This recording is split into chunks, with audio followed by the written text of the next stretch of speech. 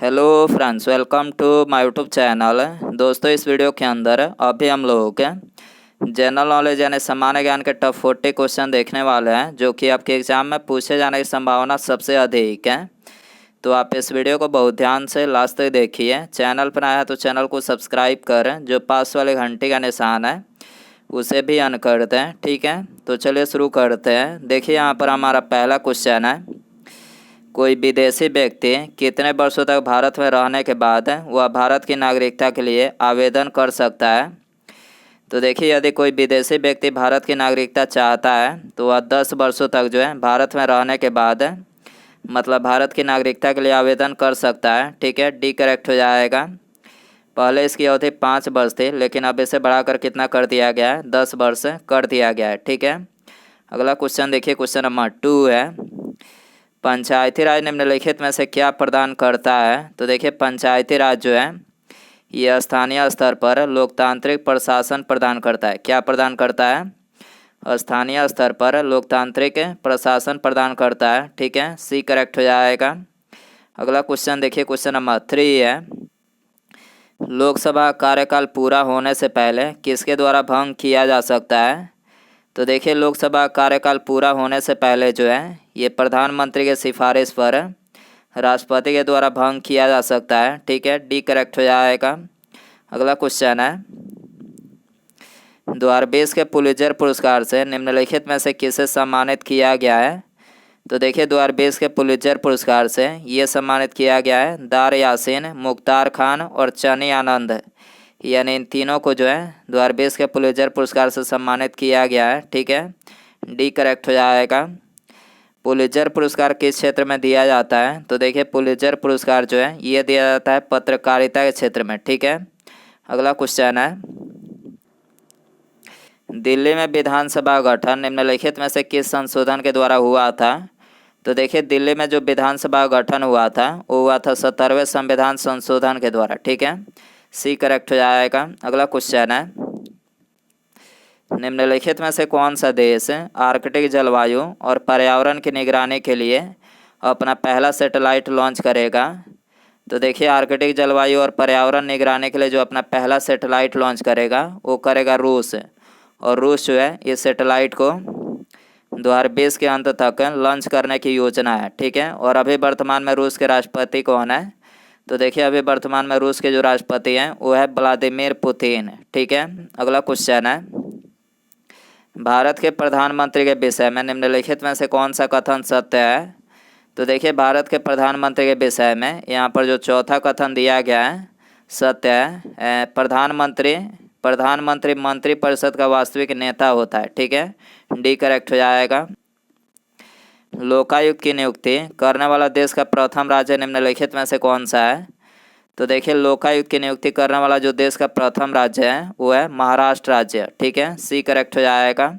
अगला क्वेश्चन है, वर्तमान में किस राज्य ने मुख्यमंत्री शहरी रोजगार गारंटी योजना की शुरुआत की है। तो देखिए, अभी वर्तमान में ये हिमाचल प्रदेश राज्य ने मुख्यमंत्री शहरी रोजगार गारंटी योजना की शुरुआत की है। इस योजना के तहत शहरी क्षेत्रों में रहने वाले लोगों को 120 दिन का सुनिश्चित रोजगार प्रदान किया जाएगा। ठीक है, और अभी वर्तमान में हिमाचल प्रदेश के मुख्यमंत्री कौन है। तो अभी वर्तमान में हिमाचल प्रदेश के जो मुख्यमंत्री हैं वो है जयराम ठाकुर। और यहाँ के राज्यपाल कौन है। तो यहाँ के जो राज्यपाल है वो है बंडारू दत्तात्रेय। ठीक है, अगला क्वेश्चन है, राजीव गांधी राष्ट्रीय युवा विकास संस्थान का मुख्यालय कहाँ पर स्थित है। तो देखिए, राजीव गांधी राष्ट्रीय युवा विकास संस्थान का जो मुख्यालय है ये स्थित है श्री परमदूर तमिलनाडु में। ठीक है, सी करेक्ट हो जाएगा। अगला क्वेश्चन है, उबेर कप निम्नलिखित में से किस खेल से संबंधित है। तो देखिए, उबेर कप जो है ये संबंधित है बैडमिंटन से। ठीक है, ईरानी ट्रॉफी किससे संबंधित है। तो देखिए, ईरानी जो ट्रॉफी है ये संबंधित है क्रिकेट से। ठीक है, संतोष ट्रॉफी किससे संबंधित है। तो देखिए, संतोष ट्रॉफी ये संबंधित है फुटबॉल से। ठीक है, और पूर्णिमा ट्रॉफी किससे संबंधित है। तो देखिए, जो पूर्णिमा ट्रॉफी है ये संबंधित है वॉलीबॉल से। ठीक है, अगला क्वेश्चन है, वर्तमान में आरबीआई ने किस बैंक का लाइसेंस रद्द कर दिया है। तो देखिए, अभी वर्तमान में आरबीआई ने ये सीकेपी यानी कोऑपरेटेड बैंक लिमिटेड मुंबई का मतलब लाइसेंस जो है रद्द कर दिया है। ठीक है, आरबीआई के वर्तमान गवर्नर कौन है? तो देखिए आरबीआई के जो वर्तमान गवर्नर है वो है शक्तिकांत दास, जो कि आरबीआई के 25वें नंबर के गवर्नर हैं। ठीक है, अगला क्वेश्चन है, गंगा नदी प्रणाली की सहायक नदियों में से उत्तर की ओर बहने वाली नदी कौन सी है? तो देखिए उत्तर की ओर जो बहने वाली नदी है वो है चंबल नदी। ठीक है, सी करेक्ट हो जाएगा। अगला क्वेश्चन है, अनुसूचित क्षेत्रों की घोषणा भारतीय संविधान के किस अनुसूची के अंतर्गत किया जाता है? तो देखिए अनुसूचित क्षेत्रों की जो घोषणा किया जाता है वो भारतीय संविधान के अनुसूची 5 के अंतर्गत किया जाता है। ठीक है, सी करेक्ट हो जाएगा। निम्नलिखित में से कौन सा कथन गलत है?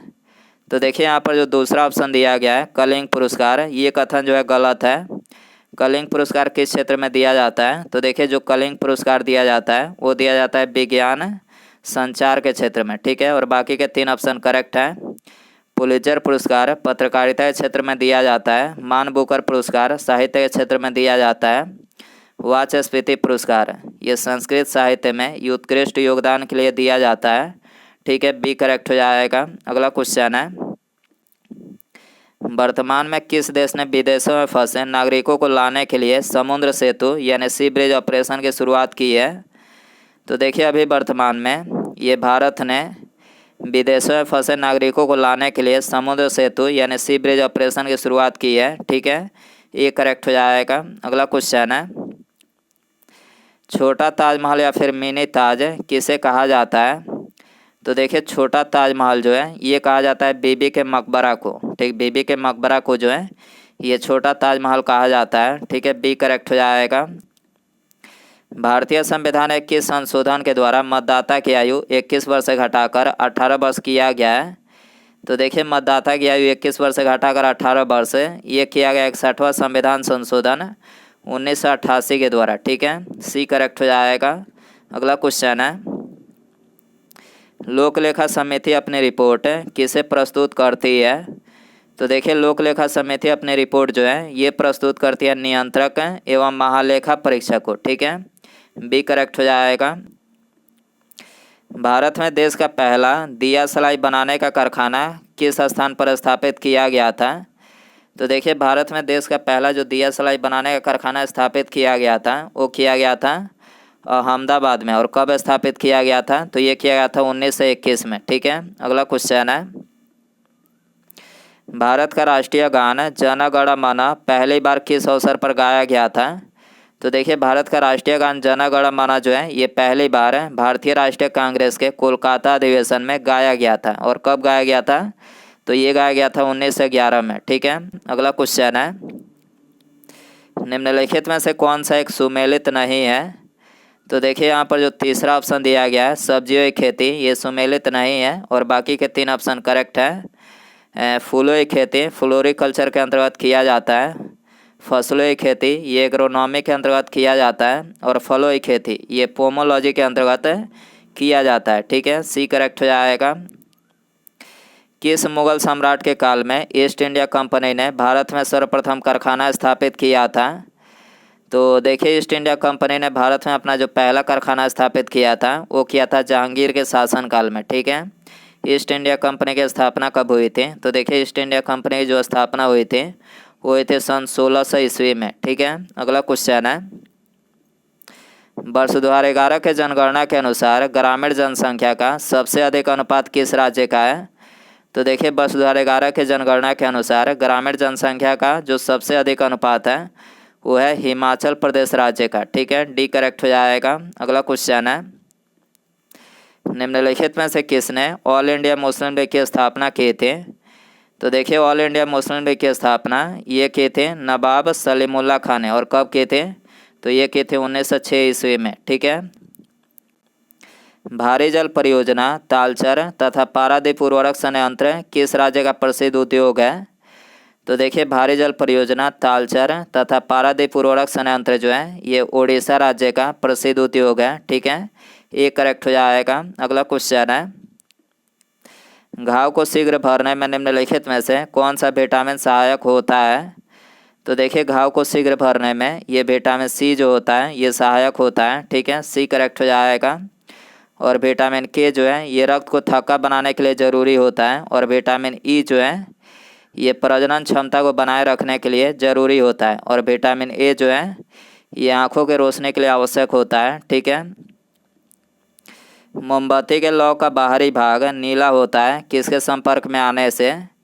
तो देखिए मोमबत्ती का लौ का जो बाहरी भाग नीला होता है वो हवा के संपर्क में आने से। ठीक है, सी करेक्ट हो जाएगा। अगला क्वेश्चन है, निम्नलिखित में से कौन सा उत्प्रेरक तेलों के हाइड्रोजनीकरण में प्रयुक्त होता है? तो देखिए तेलों के हाइड्रोजनीकरण में ये प्रयुक्त होता है निकेल। और इसका परमाणु क्रमांक कितना होता है?